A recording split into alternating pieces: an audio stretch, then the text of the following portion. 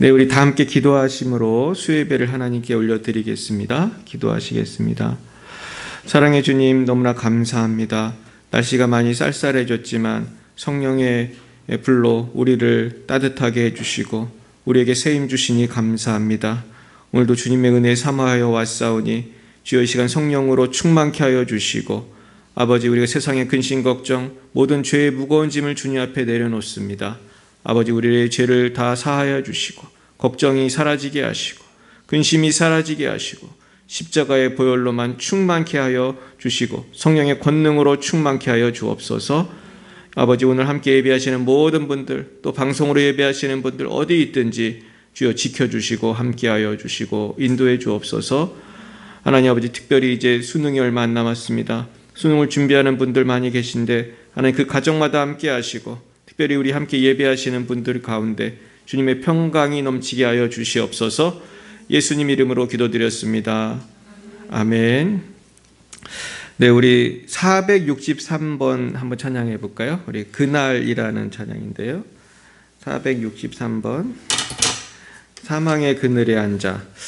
요즘에 이 사망의 그늘에 앉아 있는 분들이 참 많습니다. 하나님께서 저 영혼들을 구원해 달라고 같이 찬양하겠습니다. 463번.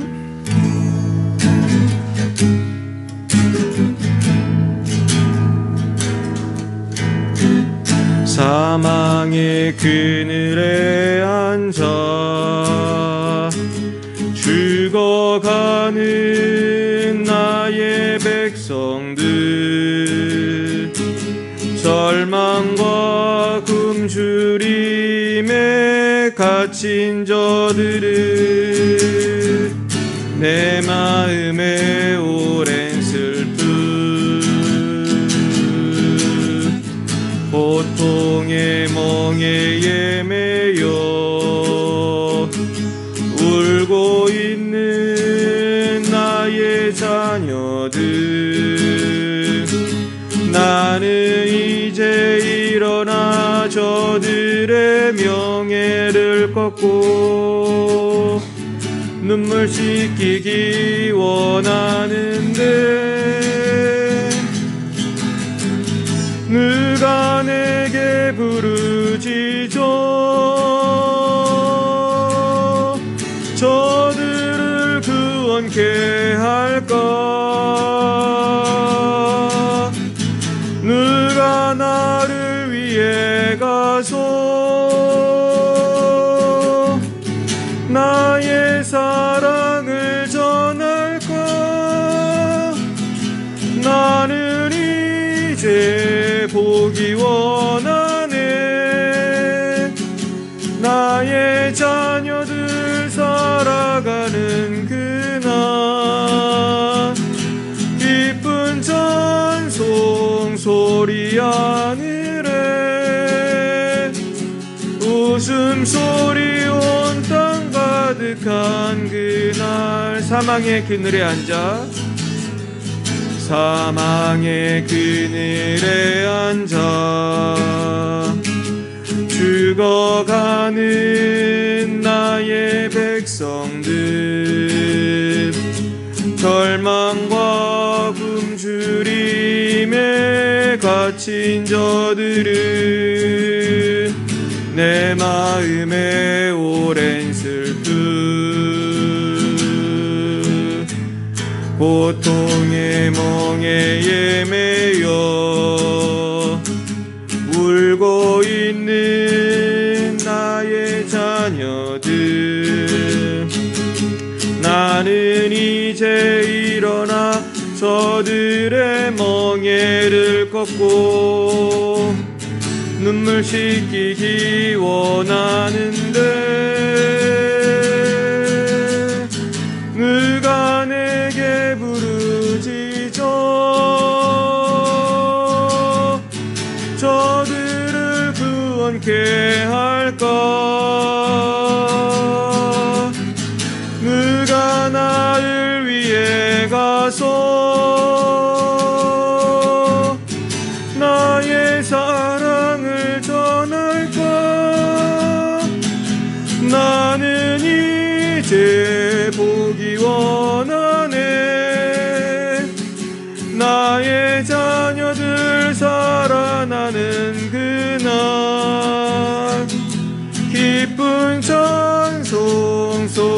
하늘에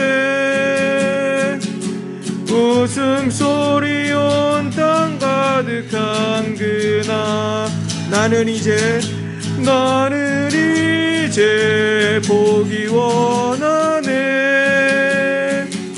나의 자녀들 살아나는 그날 기쁜 찬송 소리 하늘에 웃음소리 온 땅 가득한 그날 아멘. 정말 주님께서 우리 온 민족이 살아나기를 원하시는 줄 믿습니다. 나의 자녀들 살아나는 그날 여기 글씨가 좀 잘못된 것 같은데 나의 자녀들 살아나는 그날 아마 그날을 주님 말씀하신 것 같습니다. 우리 한라에서 백두까지 한번 찬양해 볼까요? 우리 400 몇 장이더라? 440 응? 411인가요? 네, 411장 우리 같이 찬양해 보겠습니다.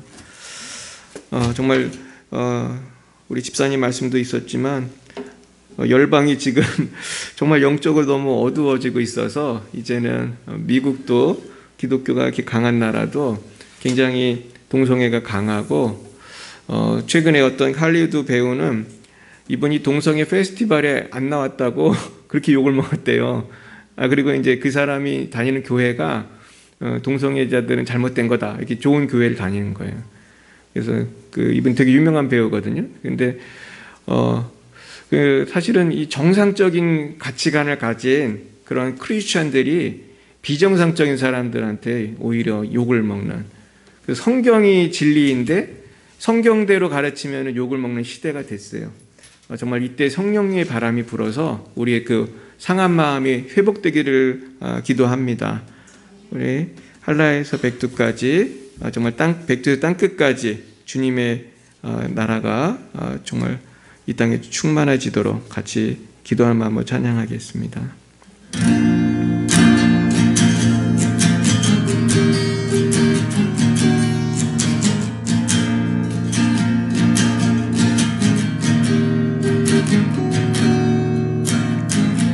이 땅에 동과 서남과 북 가득한 죄악 용서하소서.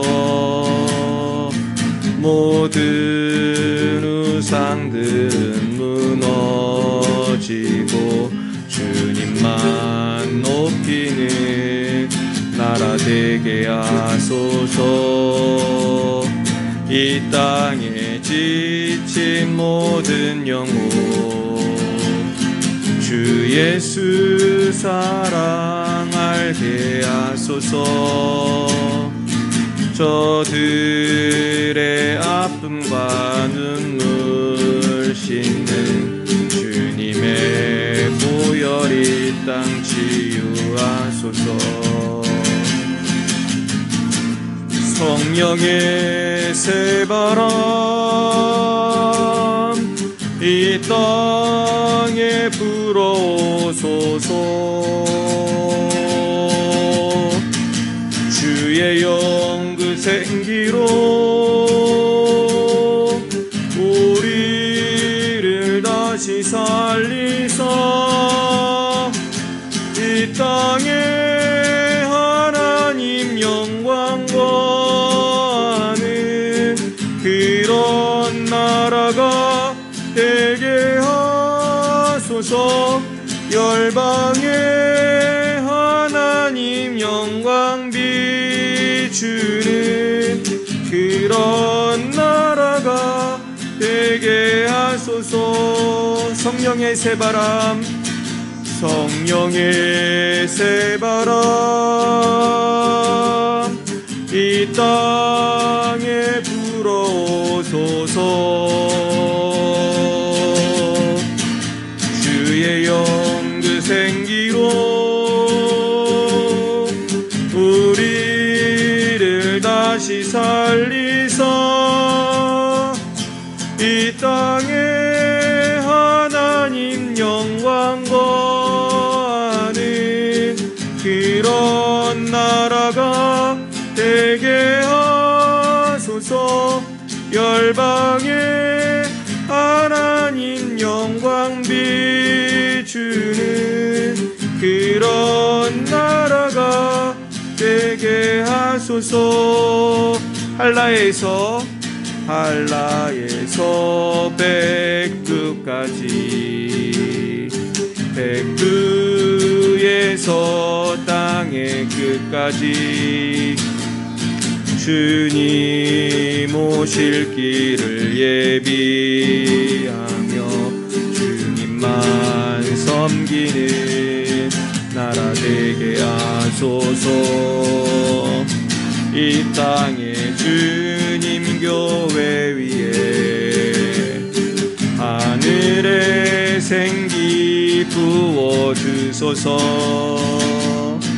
열방을 치유하는 주 백성 주님의 군대를 일으켜 주소서. 성령의 새바람 이 땅에 불어오소서. 주의 영 그 생기로 우리를 다시 살리사 이 땅에 하나님 영광 거하는 그런 나라가 되게 하소서. 열방에 하나님 영광 비추는 그런 나라가 되게 하소서. 이 땅에 하나님 영광 거하는 그런 나라가 되게 하소서. 열방에 하나님 영광 비추는 그런 나라가 되게 하소서. 기도하겠습니다. 하나님, 그렇습니다. 이 땅에 정말 소돔과 고모라 같은 그런 악한 죄악이 가득하지만은 주님, 성령의 새바람이 불어 주시옵소서. 아버지, 사단 마귀의 세력이 떠나가고 속이는 영이 떠나가고 아버지, 이 땅에 하나님께서 다시 한번 성령의 군대를 일으켜 주셔서 마른 뼈가 군대가 되는 역사가 우리 열방의 빛사랑교회를 통해서, 한국교회를 통해서 이루어지게 해 주시옵소서. 하나님 아버지, 오늘 특별히 우리 젊은 세대들 축복합니다. 내일은 수능인데 하나님, 수능보다 더 중요한 것은 하나님의 나라인 것을 깨닫게 해 주시옵소서. 우리가 천국에 가지 못한다면, 하나님의 빛과 소금이 되지 못한다면 이 세상은 아무런 의미가 없습니다. 하나님 아버지, 우리가 1분 1초도 살아갈 이유가 없습니다. 우리가 주님의 영광 위에 살아가는 우리 젊은이들이 이 땅에 많이 일어나게 해주시고, 아버지, 우리 열방의 빛사랑교회 많은 젊은이들이 올 수 있도록 도와주시옵시고, 우리가 전도하게 해 주옵소서. 하나님, 지금 장수영 선교사님 정말로 코로나로 인해서 너무나 죽어가고 있습니다. 하나님 아버지, 불쌍히 여겨주시옵소서. 아버지, 참으로 주님께서 역사하여 주셔서 이제 열흘이 넘었는데 하나님, 그 모두 호흡이 정상이 되게 해주십시오. 지금도 숨을 쉬기가 어렵다고 합니다. 하나님, 역사하여 주셔서 주님의 생기가 불어오게 하여 주시고 성령의 새바람이 불어있게 하여 주셔서 아들이 아버지 새 힘을 얻어서 러시아를 변화시키고 한국을 변화시킨 아들 되게 하여 주옵소서. 우리 김정희 선교사님도 아픈 가운데 있습니다. 아버지, 우리 장하림 선교사님 또 우리 아드님 다 주님 복 내려 주셔서 이 고난을 잘 이겨나갈 수 있도록 도와주시옵소서. 하나님 감사합니다. 오늘도 주의 말씀을 듣겠습니다. 말씀하여 주옵소서. 예수님 이름으로 기도했습니다. 아멘.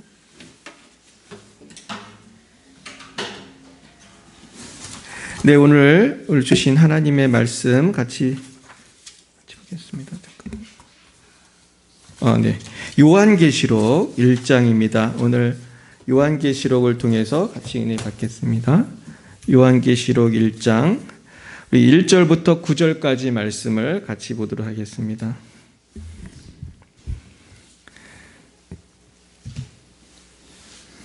네, 신약 요한계시록 1장 1절부터 9절까지 말씀입니다. 네, 우리 한 목소리 읽어보겠습니다. 시작. 예수 그리스도의 계시라. 이는 하나님이 그에게 주사 반드시 속히 일어날 일들을 그 종들에게 보이시려고 그의 천사를 그 종 요한에게 보내어 알게 하신 것이라.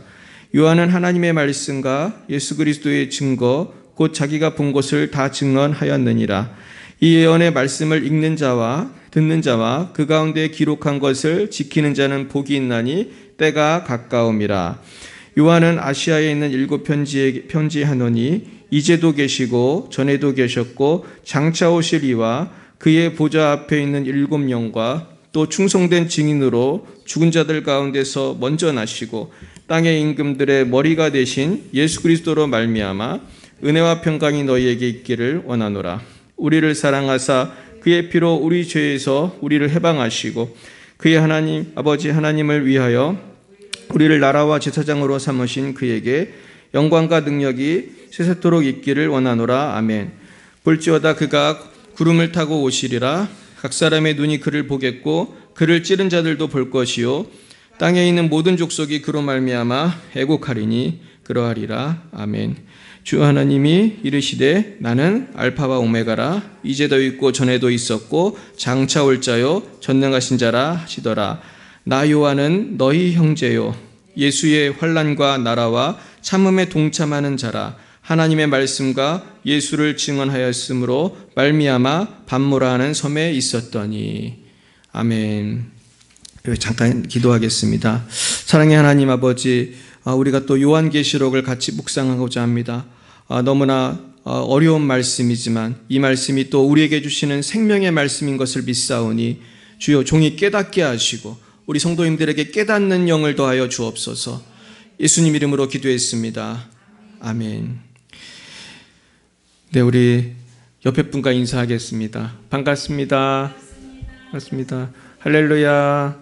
네, 오늘 정말 이렇게 부흥했습니다. 그래서 오늘 드디어 아동부가 수요예배 나오는 기적이 나타났는데 정말 너무나 감사합니다.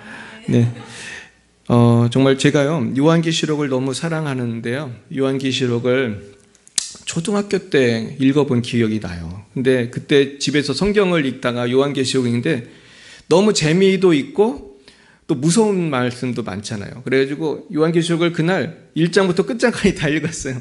근데 지금 나이가 들어서 봐도 여전히 어렵지만은 요즘에는 요한계시록이 우리에게 소망을 주는 말씀이라는 걸 깨달아요. 그래서 요한계시록은 소망을 주는 말씀이에요. 아포칼롭시스라고 되어 있는데 이 요한계시록이 아포칼롭시스인데 이거는 덮개를 벗긴다는 뜻입니다. 그래서 연극을 딱 할 때 이 쫙 무대에 그 막이 가렸다가 이게 쫙 펼쳐지면은 배우들이 보이는 그런 뜻이에요. 하나님이 창세부터 이렇게 가리웠던 그런 재림의 일도 있고 여러 가지 놀라운 예언들을 쫙 보여주시는 거예요. 근데 요한계시록에 대해서는 2가지의 관점이 있어요. 하나는 과거주의자라고 해서 과거주의. 이건 뭐냐면은 과거의 이야기를 기록해 놓은 거야 이렇게 보는 거예요. 따라 볼까요? 과거주의. 이게 신학적 용어가 있어요. 영어로 있는데 그걸 알 필요 없고요. 이 요한계시록은 그냥 이 당시에 옛날 얘기 써놓은 거다. 그러니까 사실은 그 로마 시대를 배경으로 한 일들도 물론 요한계시록에 있지요, 당연히. 거기에 뭐 있는 7교회라든지 그거 다시 그 당시 얘기잖아요. 그 당시 이야기고 7교회가 봤을 때 그 당시에 봤을 때의 미래. 하지만 우리가 볼 때는 과거잖아요. 그런 이야기도 물론 분명히 있긴 하지만 모든 게 다 과거다. 그러면 어떤 결론이 나오냐면은 재림도 과거가 되는 거예요. 재림도 과거가. 근데 설마 요한계시록에 나오는 재림을 이미 발상했다고 믿는 사람이 있을까? 있습니다. 신학적 중에 심지어 재림이 이미 일어났다고 보는 사람도 있어요. 굉장히 황당한 얘기인데, 그러니까 과거주의는 극단으로 가면 그렇게 되는 거예요. 그래서 과거주의로만 요한계시록을 풀면 삼천포로 가게 돼 있어요, 반드시. 또 하나는 미래주의예요. 따라해볼까요? 미래주의. 뭐 한번 그렇게 이름을 줘봤는데 과거주의의 반대가 만약 미래주의라면은 요한계시록을 다 미래의 일로만 보는 거예요. 그런데 사실은 요한계시록을 읽어보시면 모든 얘기가 다 있습니다. 과거의 말씀도 있고 미래의 말씀도 있어요. 그래서 우리가 요한계시록을 잘 분별하고 이해해야 돼요. 근데 요한계시록을 왜 목사님들이 설교를 잘 안 하는지 아십니까? 제가 오늘 그 비밀을 알려드릴게요. 그것은 너무 어렵기 때문입니다. 제가 요한계시록과 종말론을 공부한 지가 10년, 20년, 뭐 신대원 때부터 하면 몇십 년을 공부했지만은 밥 먹고 뭐 그것만 본 건 아니지만 제가 뭐 신학 서적을 차도 그 부분을 저는 많이 읽었어요. 그래가지고 조직신학 책이 제 방에도 많이 있는데 종말론에 대해서 많이 공부했지만 어렵습니다. 그래서 정직하고 겸손하게 우리가 다 알 수 없다는 거 인정해야 돼요. 그런데 우리가 그렇다고 해서 너무 요한계시록 말씀을 너무 안 하면 누가 좋아하는지 아세요? 마귀가 좋아하고 이단들이 잘 써먹는 교과서가 요한계시록이에요. 또 신천지가 왜 신천지가 이단이냐? 요한계시록을 마음대로 풀었기 때문이에요. 신천지가 교과서처럼 쓰는 책이 요한계시록이에요. 신천지만 그랬냐? 아니에요. 온갖 이단들이 요한계시록으로 지금까지 장사를 하고 있는 거예요. 어떻게 보면 비즈니스를 하고 있는 거예요. 그래도 사람들이 잘 넘어가요. 왠지 아세요? 잘 모르기 때문에. 너무 설교를 안 했거든, 목사님들이. 너무 어려우니까. 그래서 저는 목사로서 책임감을 느끼면서 어려워도 해야 한다. 할 수 있는 데까지는 해야 한다. 그러나 다 할 수는 없다. 그래서 우리가 알긴 알아야 돼요. 그래서 요한계시록을 우리가 큐티도 하게 됐으니까 좀 하고 저는 또 계속 공부하면서 여러분들에게 말씀을 드리려고 합니다. 그래서 먼저 오늘 1절에 보시면 반드시 속히 일어날 일들을 보이시려고 요한에게 보내어 알게 하셨다. 그런 말이 있어요.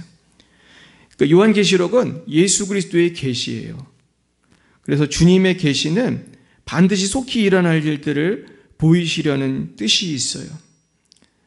그래서 주님께서는 반드시 오시고 또 그렇기 때문에 우리가 말씀대로 살아야 한다는 거예요. 그래서 욕심을 버리고 사명에 집중하고 균형 감각을 잃지 않고 잘 준비해서 우리가 하나님 나라에 합격해야 되고 주님께 칭찬을 받아야겠어요. 그래서 우리가 내일이 수능인데 잘 준비하는 자가 수능을 잘 보는 거예요. 수능을 오늘부터 준비한 사람은 보나마나 망한 거예요. 그죠? 하루밖에 준비를 못하니까. 근데 주님이 재림을 하시는데 우리가 미리미리 잘 준비해야 재림을 잘 우리가 준비할 수가 있어요. 그래서 요한은 2절에 보면 자기가 본 것을 증언하였느니라. 하나님의 말씀과 예수의 증거 곧 자기가 본 것을 증언했어요. 그래서 요한이 증언한 것은 본 것을 증언한 거예요. 그래서 우리가 그것을 잘 이해할 필요가 있습니다. 그런데 분명한 것은 요한이 자기가 본 것을 다 이해하지는 못했을 거예요. 그래서 요한계시록을 봤을 때 우리가 어려운 건 당연한 거예요. 근데 뭔가를 보긴 봤어요. 뭐 용도 보이고 뭐도 보여. 근데 이게 뭔지는 100% 알기는 어렵겠죠. 그러나 그 묘사한 것을 우리가 무슨 해리포터나 무슨 반지의 제왕 보듯이 보면 안 되고 하나님 말씀으로 봐야지 우리가 은혜가 있는 거죠. 그러면서 3절이 오늘의 핵심인데 한번 읽어볼까요? 시작. 이 예언의 말씀을 읽는 자와 듣는 자와 그 가운데 기록한 것을 지키는 자는 복이 있나니 때가 가까움이라. 아멘. 오늘의 결론이에요. 하나님 말씀을 듣는 자가 복이 있고 읽는 자가 복이 있고 제일 복이 있는 사람 뭐예요? 그거 기록한 것을 지키는 자가 복이 있어요. 아멘. 지금 그것입니다. 그러기 위해서 오늘 우리가 공부하고 기도하고 묵상하는 것이죠. 그러면서 4절을 보면 요한은 아시아에 있는 7교회에 편지하노니 이제도 계시고 전에도 계시었고 장차 오시리와 그의 보좌 앞에 있는 7영과 또 충성된 증인으로 죽은 자들 가운데에서 먼저 나시고 땅의 임금들의 머리가 되신 예수 그리스도로 말미암아 은혜와 평강이 너에게 있기를 원하노라. 우리를 사랑하사 그의 피로 우리 죄에서 우리를 해방하시고 그의 아버지 하나님을 위하여 우리를 나라와 제사장으로 삼으신 그에게 영광과 능력이 세세토록 있기를 원하노라. 아멘. 4, 5, 6절에 성부, 성자, 성령이 다 나와요. 보이십니까? 성부가 어디 계시죠? 여호와 하나님. 이제도 계시고 전에도 계셨고 장차 오시리. 그분이 누구예요? 우리 하나님이에요. 여호와 하나님이에요. 그리고 그 보좌 앞에 있는 7명, 7명이 성령을 말하는 것입니다. 성령의 충만한 역사를 7이라는 완전수를 통하여 이렇게 표현을 하셨다고 볼 수가 있겠어요. 성령의 충만. 그 다음에는 예수 그리스도는 그냥 예수 그리스도 이렇게 나왔죠. 예수님. 그렇습니다. 그러면서 7절이 아주 중요한데 같이 읽어볼까요? 시작. 볼지어다 그가 구름을 타고 오시리라. 각 사람의 눈이 그를 보겠고 그를 찌른 자들도 볼 것이요 땅에 있는 모든 족속이 그로 말미암아 애곡하리니 그러하리라. 아멘. 이 7절은요 요한계시록에 나오는 모든 이야기를 어떻게 보면 요약한 것이라고 할 수 있어요.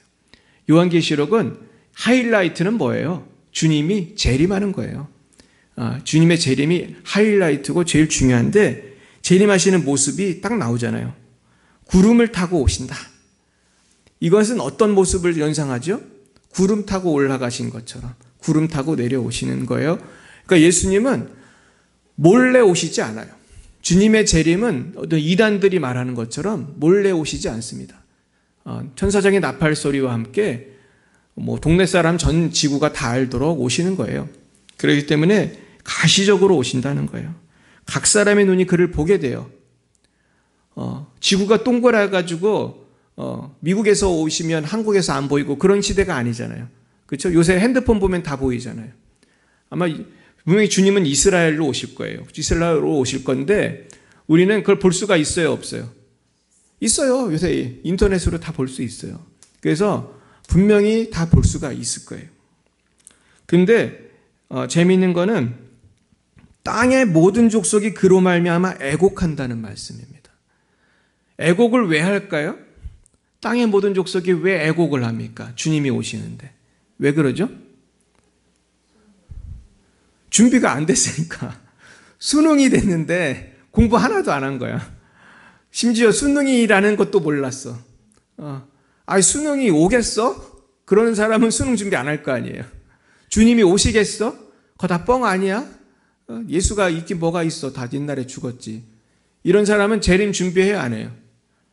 안 했어요. 예수님도 안 믿었어요. 내 육체가 원하는데 술 마시고 놀고 동성애가 인권이다 어쩌고 그런 소리나 하고 그렇게 살았어요. 그런데 갑자기 정말로 구름 타고 주님이 오시면 어떤 마음이 들까요?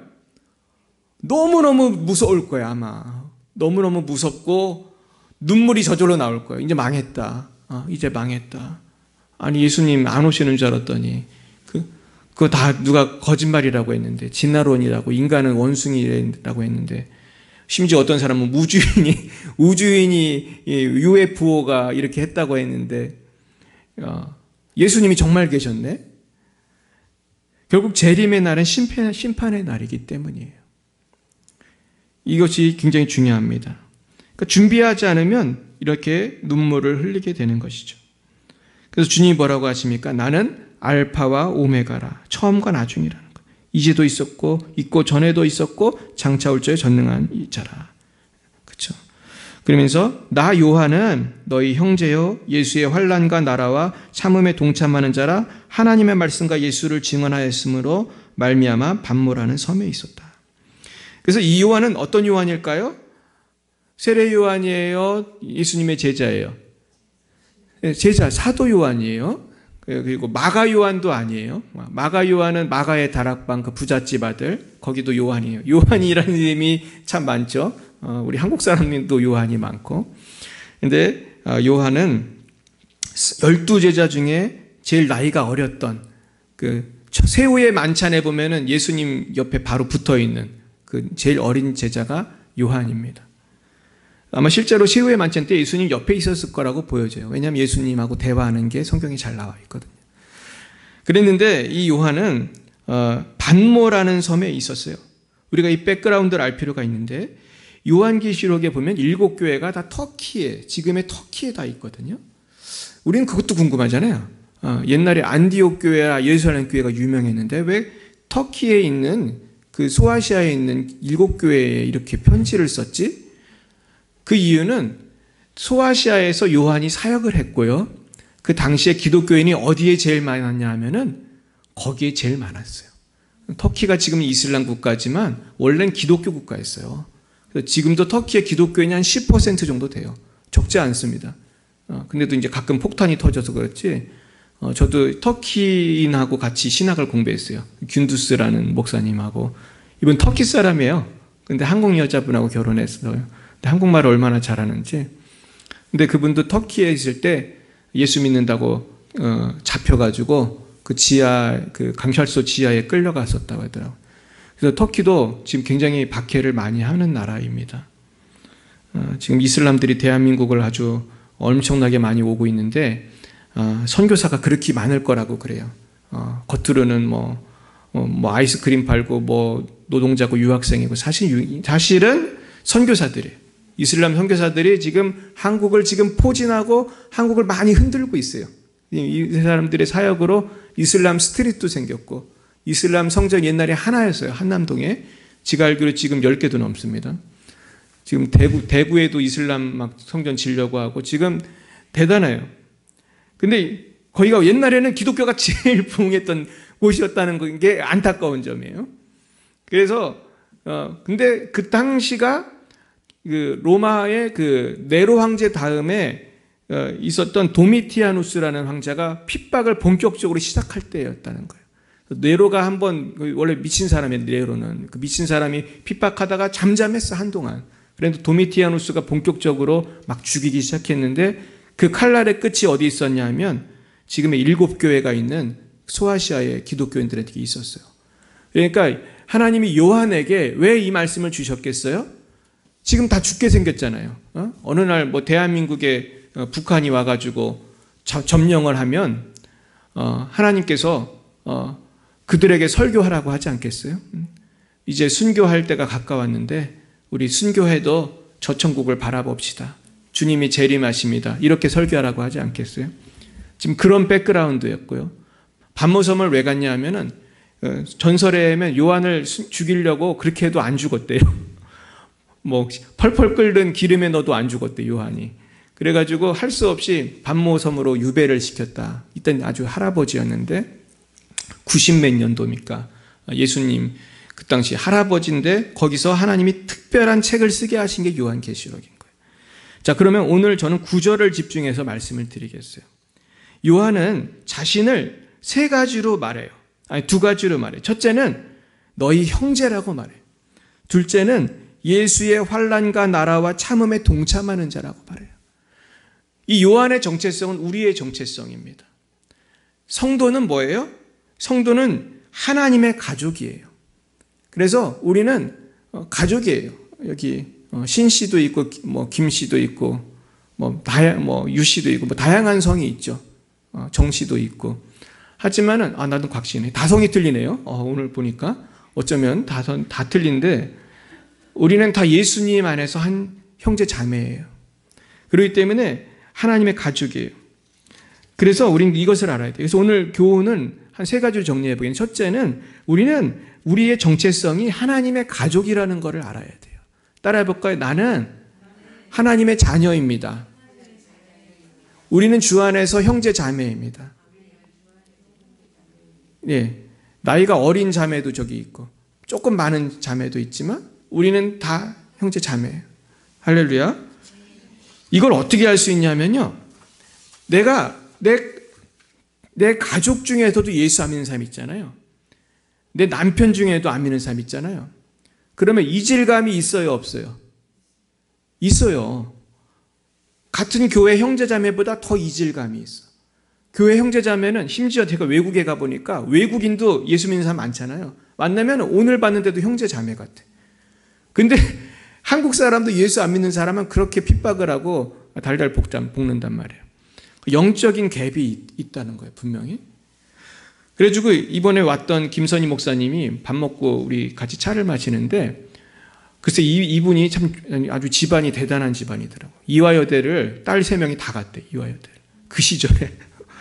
그 시절에 이화여대를 다 같이 얼마나 머리가 좋은 집안이에요.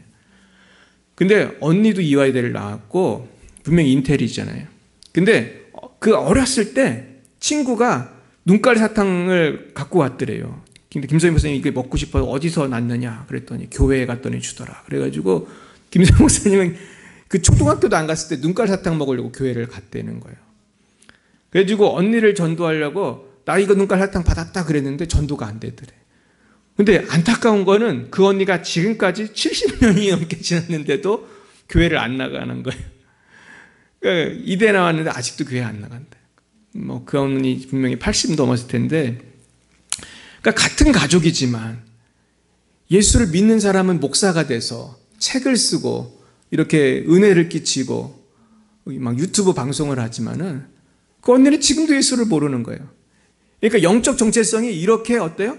중요해요. 운명을 바꾸는 거예요. 완전히. 근데 예수 안 믿는 이 가족을 그럼 어떻게 전도해야 되나?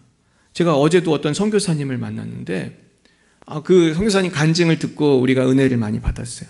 선교사님이 뭐라는 얘기를 했냐면 이 부부가 왔는데 그 여자 선교사님의 그 이모 얘기가 하는데 원래는 이모부가 예수를 안 믿었대요. 안 믿었는데 이제 거기 이제 사촌들이 있을 거 아니에요.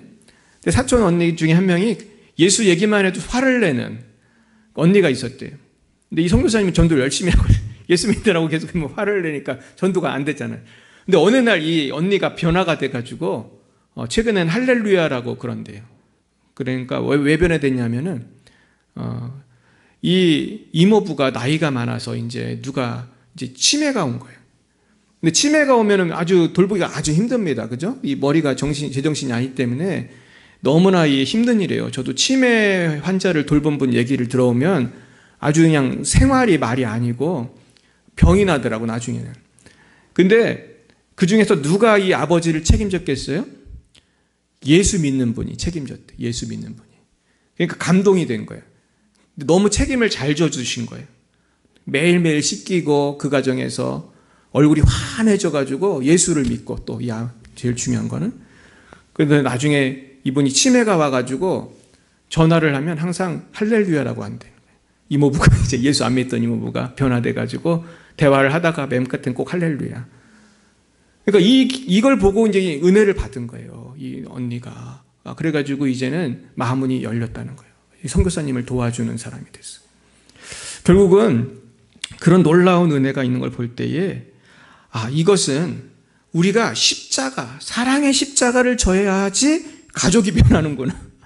말로 아무리 예수 믿으라고 해도 감동이 돼야 안 돼요. 안 되는 거야. 이게 뭐 눈깔 사탕으로 되는 사람은 애기들은 되지만은 어른들은 눈깔 사탕 줘도 안 변하잖아요.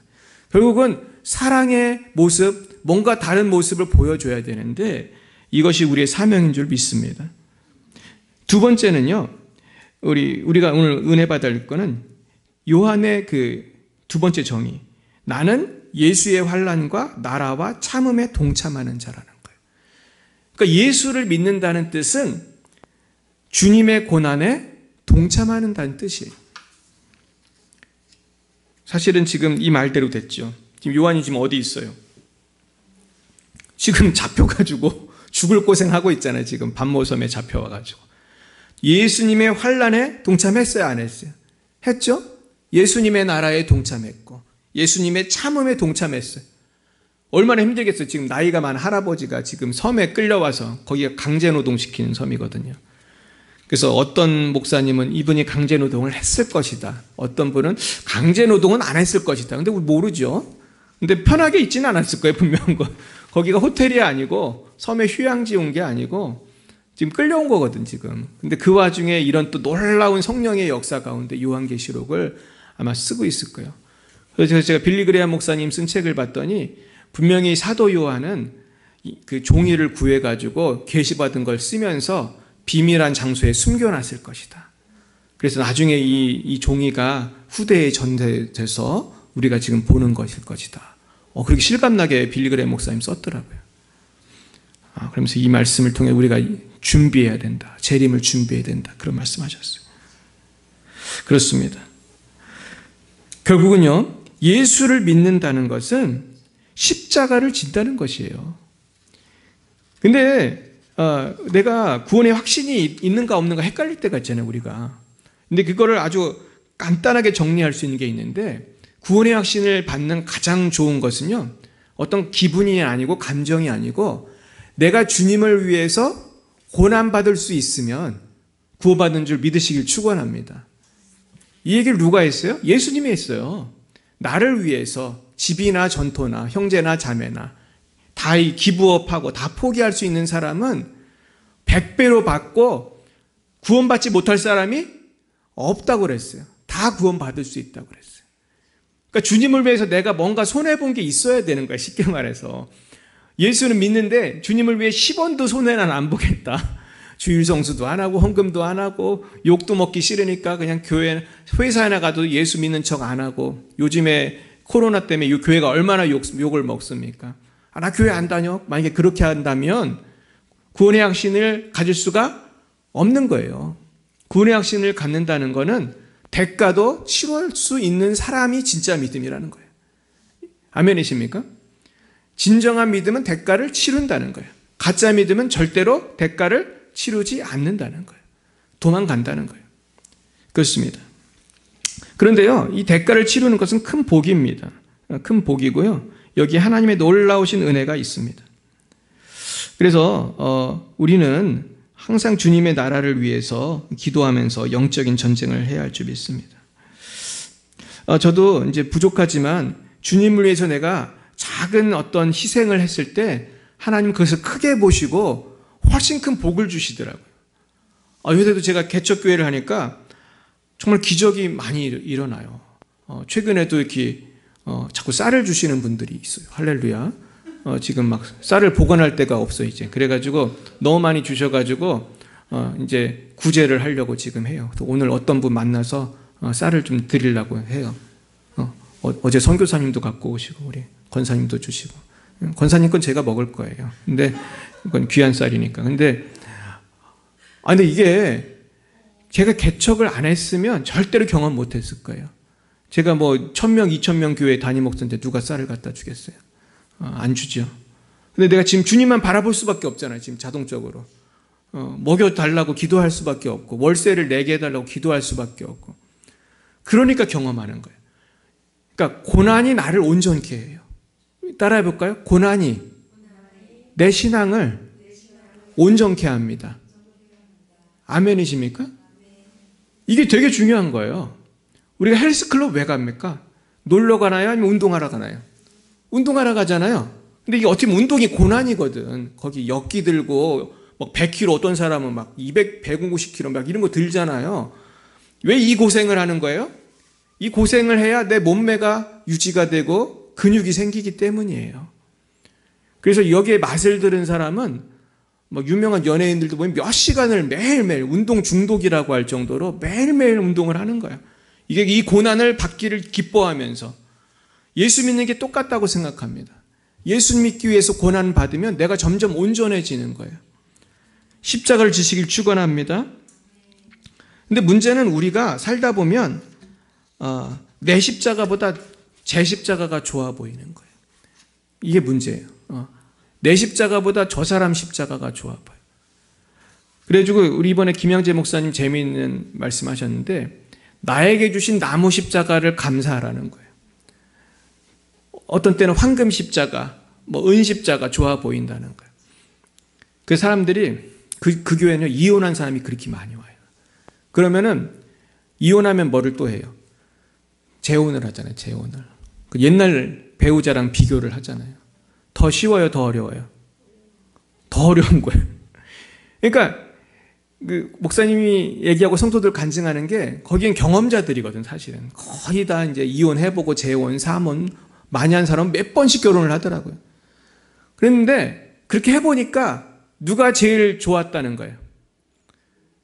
그 속색이던 첫 번째 배우자가 제일 좋았다는 거예요. 이게 비밀이라니까. 이게 비밀. 그리고 재혼하면 가족이 또 헤어졌다 막 난리가 나잖아. 막 새 가족이 오고, 새 가족도 속색이고, 막 별의별 역사가 다 나타나고, 막 예상처 받고 제정신병원 가고, 제정신병원 가고. 수습이 잘 안 되는 거예요. 그래서 이분이 그러더라고요. 하루는 어떤 남자 집사님이 간증을 하시는데, 이분은 되게 잘생겼어요. 제가 봐도 잘생기고 직업도 되게 좋아요. 돈도 잘 벌고. 그래가지고 처음에 아주 예쁜 부인하고 결혼을 했대. 스튜어디스 출신에. 분명히 예뻤을 거 아니에요. 그런데 못 살겠다고 이제 이혼을 한다고 목사님한테 온 거예요. 그러니까 김영재 목사님이 이제 말린 거죠. 이혼하고 왔나? 이혼을 하고 오신 건가요? 이혼을 하고 온 건가? 그래가지고 재혼을 하겠다고 왔나? 재혼을 하겠다고? 이제 못하게 말렸다는 거예요, 목사님이. 다시 이제 합쳐라. 옛날 그 부인하고 다시 합치고 재혼하지 말라. 그러면서 재혼은 선교지 가는 것보다 더 어려운 일이다. 이분들 하는 말이 아프리카 선교사로 가는 것보다 더 어려운 일이다. 재혼은. 그런 말을 하시거든요. 그런데 이분이 말을 들었겠어요? 안 들었겠어요? 안 들었어요. 안 듣고 재혼을 했어요. 그랬더니 어때요? 아프리카 선교사보다 더 힘든 거예요. 너무 힘든 거예요. 근데 하여튼 그 중간 과정 생략하고 결국은 다 변화돼가지고 교회는 다니는데 재밌는 건 첫째 부인도 그 교회 다니고 둘째 부인도 그 교회 다닌대. 둘 다 이쁘다고 김영재 목사님 얘기하더라고요. 근데 너무나 이분은 후회스러운 거예요. 그냥 첫째 부인하고 살 걸. 재혼하니까 너무 힘든 거예요. 그래서 우리는 지금 내가 있는 직장이 마음에 안 들고, 내가 있는 배우자가 마음에 안 들고, 뭐가 마음에 안 들고, 내 집이 마음에 안 들고, 내 형편이 마음에 안 들고, 저 사람은 참 좋겠다. 이런 생각 하잖아요. 그런데 하나님은 나한테 누구를 보내주신 거죠? 제일 적합한 사람을 보내주신 거예요. 할렐루야? 김재덕 집사님. 할렐루야? 제일 적합한 분을 보내주신 거예요. 85세인데도 건강하게 일을 하세요. 할렐루야. 얼마나 감사한지 모르겠습니다. 우리가 이게 적용하니까 재밌잖아요. 십자가를 적용하면 이게 우리의 삶이 십자가가 사실은 은혜인 줄 믿습니다. 근데 이 문제는 십자가 지는 게 쉬워요, 어려워요? 어려운 거예요. 너무너무 어려운 거예요. 그러니까 십자가지. 그래서 세 번째 우리가 결단할 건 계시의 말씀이 필요한 거예요. 따라해 볼까요? 주님, 말씀해 주시옵소서. 이 말씀이 필요한 거예요. 그러니까 요한계시록도 그래서 쓴 거거든요. 도미티아누스가 사람들 자꾸 죽이니까 살 수가 없는 거예요. 도저히 이 십자가가 너무 힘든 거예요. 우리 배우자가 너무 속을 새기고 또 우리 자식이 너무 속을 새기고 요즘에 미친 사람이 얼마나 많은지 한국 사람 50명 중에 1명이 정신병자예요. 대단하죠? 정신분열증 환자가 50명 중에 1명이래요. 그런데 이걸 이길 수가 없는 거예요. 스트레스를. 그래서 그것을 위해서 주님이 주신 것이 바로 말씀이에요. 주님의 이 아포칼립스, 주님의 이 말씀. 근데 사람들이 이 말씀을 잘 믿어요? 아니면 소홀히 생각해요? 소홀히 생각해요. 말씀은 잘 안 보고 자꾸 무슨 스님이 쓴 책을 보고 무슨 김용옥 같은 그 사람이 한 얘기 듣고 막 텔레비 연예인이 하는 얘기 듣고 정신을 못 차리는 거예요. 하나님 말씀에 다 있는데 여기에 모든 서론 본론 결론이 다 있고 과거 현재 미래의 모든 비밀이 다 있는데 말씀을 생명처럼 생각해야 되는데 말씀을 잘 안 보는 거예요. 제 말씀 하나만 드리고 마치겠습니다. 제가 신학교에 갔는데 읽을 책이 너무 많은 거예요. 제가 장신대학원에 갔는데요. 우리 방에 서울대 나온 아주 똑똑한 목사님이 있었어요. 우리 형이 있었어요. 저보다 훨씬 나이 많은. 제가 어제도 그분하고 통화했는데 지금까지 만나요. 그때 기숙사 만났던 목사님들 지금도 만나요. 거의 20년 이제 다 결혼하고 이제 개척교회 목사님들이 많아요. 놀랍게도 벌써 4명 중에 3명이 개척을 했어요. 그래서 한 명도 우리가 개척하라고 도전하고 있습니다. 너도 개척해라. 그러면서 그런데 이 목사님이 그러는 거예요. 내가 너무 책을 읽을 게 너무 많은데 도저히 시간이 없잖아요. 근데 이 서울대 나온 목사님이 저한테 그러는 거예요. 제가 물어봤어요. 목사님은 뭐를 읽으십니까? 주로 어떻게 살아가십니까? 그랬더니 이분이 저한테 그랬어요. 자기는 시간이 나면 주로 성경책을 본다고 그러더라고요. 다른 책도 이제 보긴 보는데 물론 책을 많이 보는 분이에요. 원체 많이 보는 분인데 그래도 제일 성경책을 주로 본다. 시간이 나면은. 근데 그 말이 저의 인생을 바꿨어요. 제가 그때 20대 때 그 말씀을 안 들었다면 나도 다른 책을 보는 게 나쁜 건 아니지만 성경을 많이 못 봤을 거예요. 문제는 많은 목회자들이나 성도님들이 신앙서적 많이 보잖아요. 근데 신앙서적을 보는 게 나쁜 게 아니라 뭐를 더 많이 봐야 돼요? 성경 자체를 더 많이 봐야 돼, 사실은. 그래서 큐티가 중요해요. 말씀을 꼭꼭 씹어 먹어야 돼요. 아는 것 같지만 씹으면 어때요? 다른 거예요. 깊이 묵상하면 다른 거거든요. 요한계시록도 제가 몇 번을 읽었겠습니까? 전 요한계시록을 참 많이 봤는데 읽을 때마다 다른 거예요. 또 다르고 또 다르고. 그래서 저도 시간 나면 전 성경을 봐요. 저도 그 목사님의 말씀에 동의해서 시간 나면 전 성경을 봐요. 영어 성경 봤다, 한국어 성경 봤다, 어떤 때는 중국어 성경 봤다, 헬라어 성경 봤다. 성경 자체에 아주 파워가 있어요. 그래서 제가 뭘 느끼냐면 다른 책 100권, 1000권 읽는 것보다 성경 읽는 게 훨씬 더 유익해요. 다른 책을 저도 읽긴 읽죠. 어쩔 수 없이 읽는데 목회해야 되니까, 저도 설교해야 되니까 읽긴 읽는데 그렇게 큰 도움이 잘 안 돼요. 그래가지고 저는 조금 약간 책을 빨리 읽어요. 좀 약간 속독을 해가지고 빨리빨리 막 보고, 성경은 좀 정독을 많이 하는 편이에요. 어떤 때 성경도 빨리 보지만 정독을 계속하고 나중에 헬라어도 풀어보고 히브리어도 풀어보고 그러면서 굉장히 유익이 있어요. 그래서 오늘 말씀 3가지로 정리합니다. 첫째, 우리는 하나님의 가족이고, 하나님의 가족은 십자가를 져야 되고, 십자가에는 반드시 은혜가 있어요. 복이 있어요. 십자가 지면 누가 좋아요? 내가 좋은 거예요. 그리고 십자가를 잘 지려면 뭐를 알아야 돼요? 말씀 알아야 돼. 그래서 계시의 말씀을 붙들면은 우리가 주님이 재림하실 때 주님의 재림을 누구보다도 더 잘 예비할 수 있을 줄 믿습니다. 기도하겠습니다. 사랑의 주님, 우리가 연약할 때 새 힘 주시고 우리에게 새 소망 주셔서 주님만을 바라볼 수 있도록 인도해 주시니 참 감사합니다. 오늘도 이 마지막 때에 요한처럼 주님의 계시의 말씀을 붙들고 주님의 십자가 고난을 인내하며 주님이 주신 사명 잘 감당하여 생명의 면류관을 받아 누리는 복된 주님의 자녀들 다 될 수 있도록 인도하여 주시옵소서. 지금은 살아계신 주 예수 그리스도의 구속의 은혜와 하나님 아버지의 놀라우신 사랑하심과 성령의 교통하심이 날마다 주님의 재림을 준비하며 십자가 지기로 결단하는 사랑하는 주의 자녀들 머리 위에 이제와 영원 뭉토록 함께 하시기를 간절히 축원하옵나이다. 아멘.